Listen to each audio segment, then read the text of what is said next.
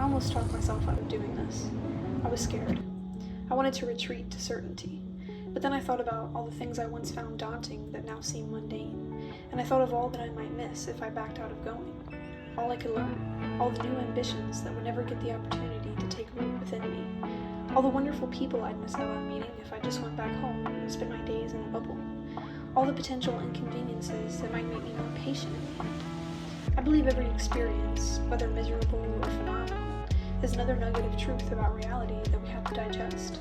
Novelty is terrifying, but it urges us out of stagnant corners and into vibrant winds. The winds reshape us. They reveal edges and crevices of ourselves that we never otherwise would have uncovered.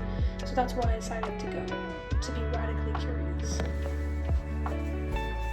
Because then that'll give us something to do for the whole day. Yeah, give us something to do and like enjoy. Yes. It's like low-key therapeutic, actually.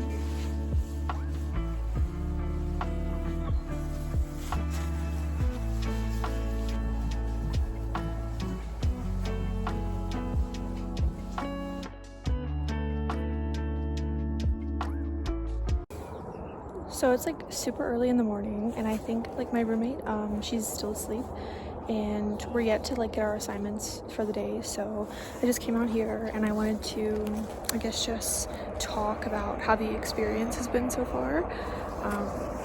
Yeah, it's pretty interesting because, you know, I found myself in places that I'd imagined before in my mind. Like I had imagined that I would end up there, and I've been in places that I could have never imagined I'd end up. It's so bewildering and exciting at the same time to see what all the moments of your life are accumulating into. Here I am at a Buddhist retreat center, and I don't consider myself Buddhist, but I've always been interested in Buddhism, and like when I was learning about it in my classes, it was always the thing that drew my attention the most. And I found this place on Workaway, and I was like, why don't I go and get some firsthand experience, you know, living with people who practice Buddhism. And it can be more than something I read about in a book and then going on about my day. It's definitely defied my expectations of how Buddhists live and how their everyday life unfolds, which is great. I mean, I love having my ideas bent and twisted and, you know, turned into something new, something more accurate and tangible. Sorry, I'm listening to the birds chirping right now. It's so beautiful and peaceful. It's such a drastic change from New York City.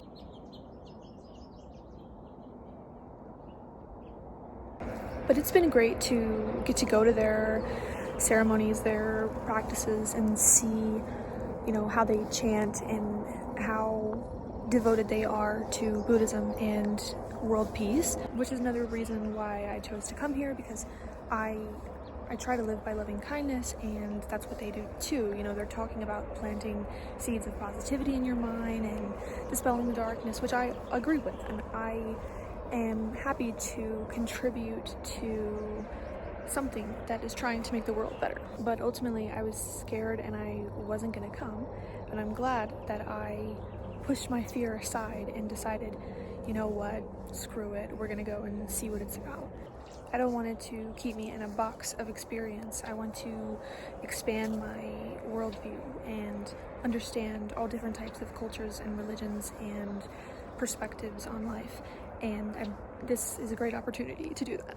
And next month I'm going to California and Fresno, and I'm going to be working on a farm where they basically take the produce that is not aesthetic enough to be sold on Western markets, and then they dry it and send it to third world countries, and so that they can have the food. It doesn't go to waste or contribute to climate change. My roommate here is from Sweden, and it's really cool getting to talk to her about what Sweden is like and what it's like to live in Stockholm. She's talking about she has free education, and like she's going to college for political science, and it's all going to be free, and so, you know, I'm a little bit jealous.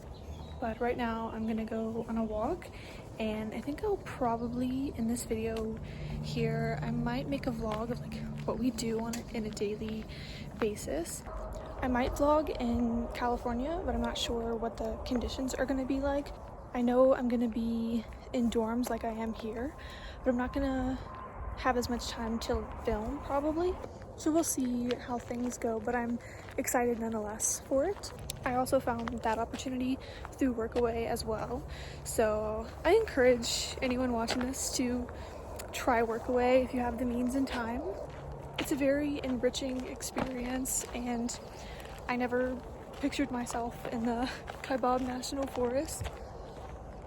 But nonetheless, here I am, and we are just soaking in every moment of it, every moment of these days that never could have seen coming.